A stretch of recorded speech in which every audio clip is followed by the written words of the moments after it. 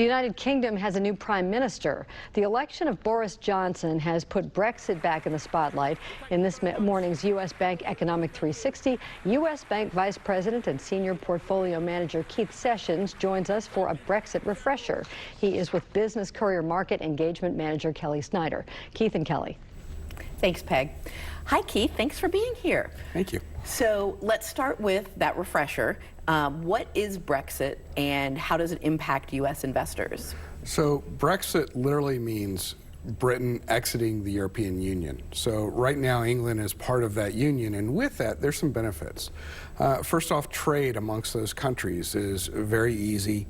You have additional security in the entire group acting as a group, and also migration is pretty easy. So if you have a business in England and you want to hire somebody and that talent happens to be a German citizen, you can do that and do that fairly easily.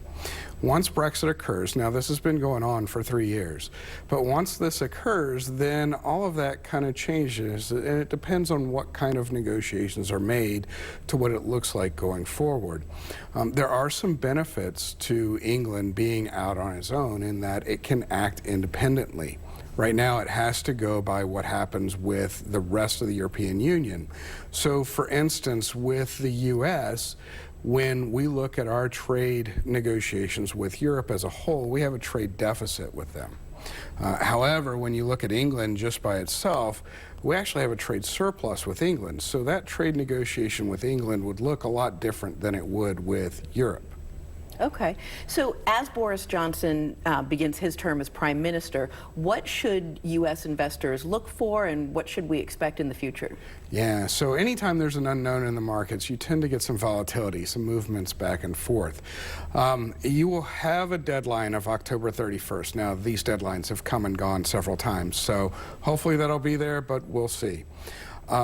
Two things that can happen. Number one, you can have a smoother transition through an agreement with the European Union. Now, Theresa May, his predecessor, has had an agreement in place. There were 3 votes amongst Parliament. They did not pass. Hopefully, Boris Johnson will be able to get some type of an agreement through Parliament and agreed upon with the European Union to make this transition much smoother. And the one that was agreed upon actually had all of 2020 as a transitional year.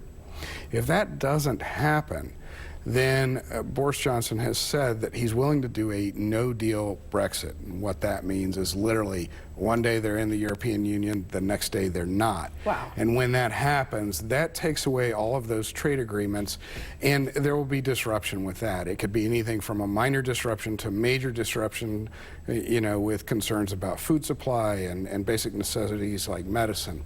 Regardless of that, expect some strain to be put on these markets over the next few months.